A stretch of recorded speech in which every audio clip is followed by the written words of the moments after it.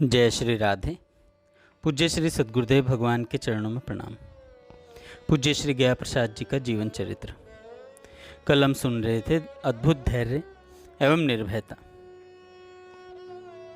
पूज्य गया प्रसाद जी महाराज जी की बड़ी बहनें पूज्य गया प्रसाद जी को बालकपन में लेकर भैंस चराने जाती थी। एक दिन आपकी भैंस बंधन तोड़कर ठकुरानी के खेत में चली गई। ठकुरानी ने अपने नौकरों से भैंस को अपने यहाँ बंधवा लिया। जब आपके घर वालों को यह ज्ञात हुआ कि भैंस ठकुरानी जी के यहाँ बांध ली गई है, तब घर के सभी सदस्य दुखी एवं चिंतित हो गए। किसी को भी ठकुरानी के समीप भैंस को लेने के लिए जाने का साहस नहीं हो रहा था। घर के लोगों की इस दुखी एवं उदास अवस्था को देखकर आप बड़ी ही निर्भयता के साथ ठकुरानी के समीप पहुँचे। ठकुरानी से आपने विनम्र वाणी में निवेदन किया, ठकुरानी जी, हमारी भैंस बंधन तोड़कर आपके खेत में चली गई। आपने उसे अपने यहाँ बांध रखा है। यह विवेकहीन पशु है, इसमें हमारा दोष क्या है? हम निर्धन ब्राह्मण हैं, कृपा करके हमारी भैंस दे दीजिए। ठकुरानी इनकी सहज विनम्रता, सरलता एवं सौम्यता से भीतर से तो प्रसन्न हुई, किंतु अपने को कुछ कठोर बनाकर कड़क कर कहा, अरे पंडित के लड़के, जा चला जा, यहाँ से भैंस नहीं मिलेगी। तब आपने निर्भयतापूर्वक बड़ी गूढ़ बात कही, गरीब ब्राह्मण का धन छीन लेने से ठकुरानी जी आपका क्या भला होगा? भगवान स्वयं भी दीनों की रक्षा करते हैं और दीनों की रक्षा करने वाले पर प्रसन्न होते हैं। आप भी गरीबों की रक्षा द्वारा भगवान की प्रसन्नता प्राप्त करें, उन्हें दुख देकर भगवान को अप्रसन्न न करें। वैसे भी यह तो मतिहीन पशु है, बंधन तोड़कर आपके खेत में चली गई। यह अपना पराया तो कुछ समझती नहीं, तथा हमने जानबूझकर आपके खेतों में चराया नहीं। इसके बाद भी यदि आपको अपने खेत की हानि होने से असंतोष है, तब आप अपने सभी पशु हमारे खेत में चरा लें, किंतु हमारी भैंस हमें दे दें। आप शांतिपूर्वक सोचें कि आपका हित अहित किसमें है। आपके धर्म, नीति एवं परमार्थ युक्त सार गर्भित वचनों से ठकुरानी का मोह वर्ण सदा के लिए भंग हो गया। उसके हृदय का उसी क्षण परिवर्तन हो गया। अहंकार त्याग कर वह जीवन भर के लिए दीनता की मूर्ति बन गई। बड़े ही आदर के साथ उसने आपको भैंस देकर विदा किया। भैंस को साथ लाकर आपने अपने माता पिता के चरणों में प्रणाम किया। भैंस के आ जाने से घर में प्रसन्नता की लहर दौड़ाई। प्रबल पर दुख कातरता।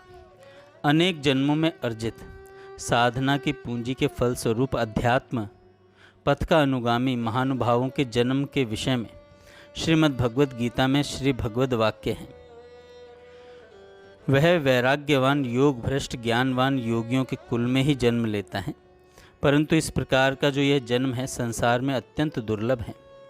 वहाँ वह पूर्व शरीर में प्राप्त साधन संपत्ति को अनायास ही प्राप्त कर लेता है। हे कुरुनंदन, उसके प्रभाव से वह पुनः परमात्मा प्राप्त रूपी सिद्धि के लिए यत्नशील होता है। स्वभावतः ऐसे महापुरुषों में समस्त देवी संपत्ति के लक्षण बाल्यकाल में ही प्रकट होने लगते हैं। बचपन में ही उनके द्वारा सामान्य बुद्धि में न आने वाली लीलाएं अनायास घटित हो जाती हैं। पूज्य श्री पंडित गया प्रसाद जी का प्राकट्य जन्मजात एक महापुरुष के रूप में हुआ था। बाल्यकाल से ही आपकी करुणा अद्वितीय थी, आपकी धीरता असीम थी। आपके बाल्यकाल की एक घटना इसका ज्वलंत प्रमाण है। एक बार आपके गांव के एक अत्यंत अंत्यज खटिक के घर में आग लग गई। उस समय आपकी आयु लगभग 10 वर्ष की रही होगी। अग्नि लगने का वेग अत्यंत प्रबल था। सबको ही अपने प्राण सर्वाधिक प्रिय होते हैं। अपने प्राण जाने की संभावना उपस्थित होने पर सभी को सर्वप्रथम अपने अपने प्राण बचाने की सूझती है, अन्य की स्मृति नहीं रह जाती। घर के अन्य सब लोग तो बाहर आ गए, परंतु एक पशु घर के भीतर रह गया। उस समय मिट्टी के कच्चे घर होते थे, उन पर फूस के छप्पर पड़े रहते थे। छप्पर में आग लगते ही भयावह स्थिति हो जाती। फूस से बड़े बड़े ऊंची लपटें उठने लगती। बांस चट चट चट चटकने लगते हैं। बांस के चटकने से आग की चिंगारियों की वर्षा दूर दूर तक होने लगती है। आसपास के सभी छप्पर आग पकड़ लेते हैं। ऐसी विकट और कठिन परिस्थिति में बड़े बड़े धैर्यवानों की बुद्धि निर्णय लेने में अक्षम हो जाती है। गांव के आबाल वृद्ध बहुत लोग वहां खड़े थे। कुछ लोग आग बुझाने का भी प्रयत्न कर रहे थे, किंतु उस बालक के प्राण बचाने का कोई साहस नहीं कर पा रहा था। उन लोगों में आप भी वहां थे। कोई कुछ समझे बुझे उससे पूर्व ही आप अति साहसपूर्वक उस भयावह अग्नि में प्रहलाद की भांति प्रवेश कर गए तथा अति लाघव पूर्वक बालक को सुरक्षित ले आए। उनके इस शौर्य की सभी प्रशंसा करने लगे तथा इस शौर्य से अनुप्राणित होकर सभी लोग आग बुझाने में तत्परता पूर्वक लग गए। सब ने मिलकर आग बुझा दी। सच ही कहा है, सत्पुरुष अपने प्राणों की परवाह न करके दूसरों की विपत्ति से रक्षा करने में तत्पर रहते हैं। उनका शौर्य आयु की सीमा में नहीं बंधता। सुशीलता की प्रतिमा बिना तृण के महाभारत में आता है। बिना तृण के स्थान पर गिरी हुई अग्नि जैसे स्वयं ही शांत हो जाती है, उसी प्रकार जिस सज्जन के समीप शांति स्वरूप शस्त्र तलवार है, उसका दुर्जन क्या बिगाड़ सकता है। आपके गांव के समीप असनी में श्री रामनवमी के दिन मेला लगता था।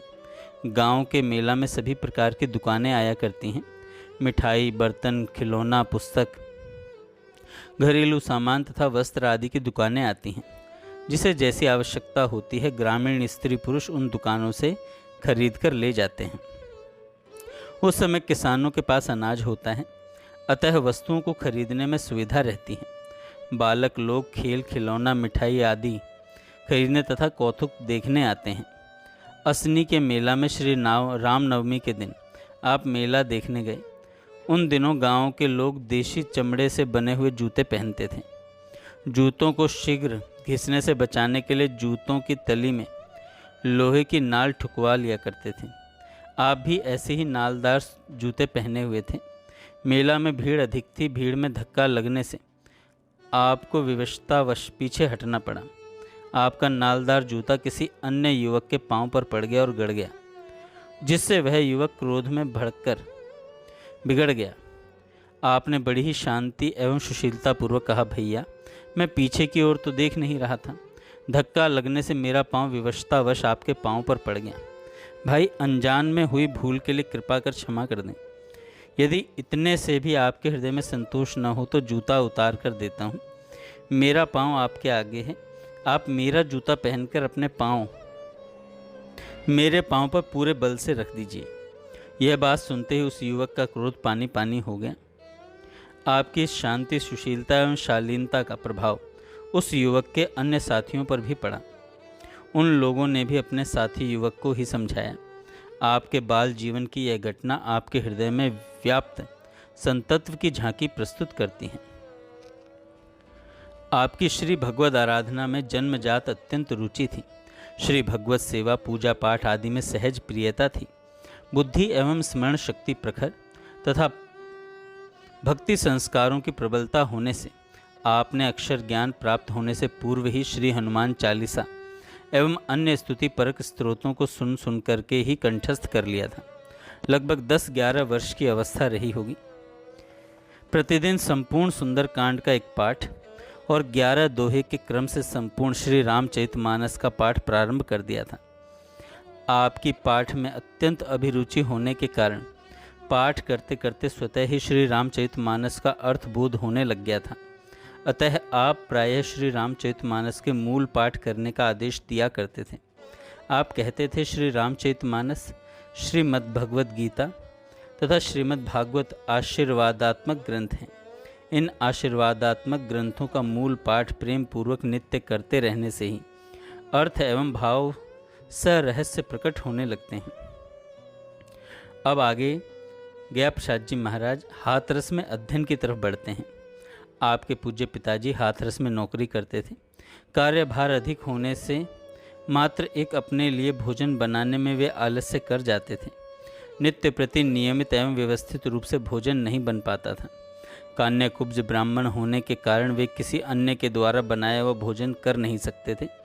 प्रायः कभी कुछ आहार लेकर वे दिन काट लेते थे। फलतः धीरे धीरे शरीर दुर्बल होने लगा। जब परम सती आपकी माताजी को यह विदित हुआ कि उनको यह सहन नहीं हो सका। बहुत विचार के उपरांत उन्होंने चुपचाप एक निर्णय लिया। पति की स्वास्थ्य कामना से अनुप्राणित होकर आग्रहपूर्वक पुत्र को भी पति के साथ हाथरस यह कहकर भेज दिया कि यह वहाँ आपके समीप रहकर पढ़ लेगा। इस प्रकार आपको हाथरस भेजकर पतिव्रता आपकी माताजी ने संतोष की सांस ली।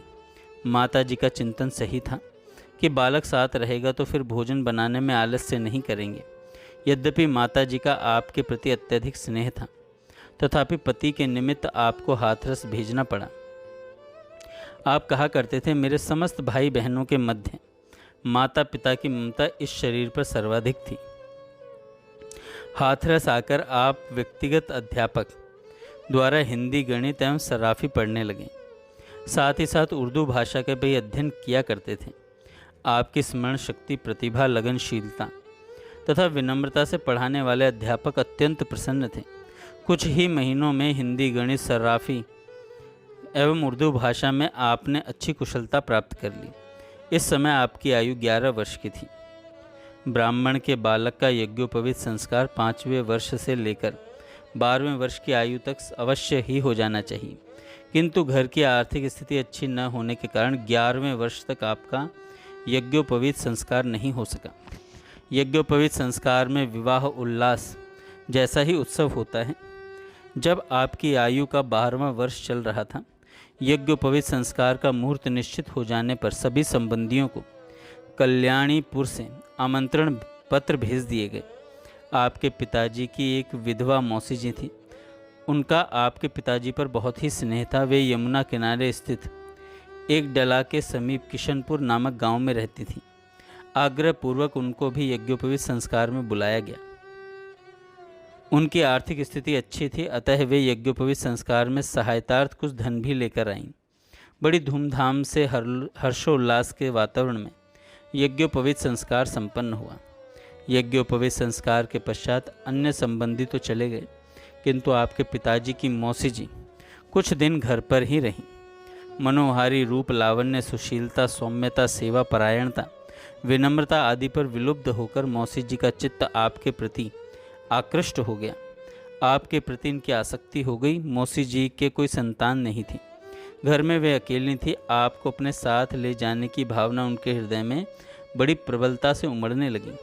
वे मन ही मन आर्त भाव से प्रभु से प्रार्थना करने लगीं कि यह बालक मुझे मिल जाए। श्री रामाधीन जी के प्रति अपनी आत्मीयता को सोच करके मौसी जी के मन में आशा जगती और वे कुछ कहने के लिए उद्यत होती, परंतु शीघ्र निराशा घेर लेती। यह सबसे बड़ा बेटा है और माता पिता दोनों का अति वात्सल्य भाजन है, यह सोचकर वे निराश हो जाती। बड़ी ऊहापोह के पश्चात मौसी जी ने साहस करके श्री रामाधीन जी से कहा, बेटा रामाधीन, बच्चा को मुझे दे दो। मैं इसे अपने समीप बड़े ही प्यार से रखूँगी तथा एक डल्ला में पढ़ने के लिए भेज दूँगी। आप पर पिताजी का अत्यधिक वात्सल्य था। वात्सल्यवशात उन्होंने मौसी जी से मनाही कर दी। मौसी जी का चित्त अत्यंत उदास हो गया। मौसी जी को दुखी देखकर आपके पिताजी का हृदय करुणाद्र हो उठा। उन्होंने आपकी माताजी से परामर्श किया। सती ने निभ्रांत चित्त से कहा, मैं सर्वथा आपकी रुचि की अनुगामिनी हूँ। आप जो उचित समझें वही करें। यह तो मैं भी लक्षित कर रही हूँ कि मौसी जी का मन बच्चा की ओर अत्यधिक खिंच गया है। वे बच्चा को बहुत प्यार करती हैं। वे हमारी सम्मान्य हैं।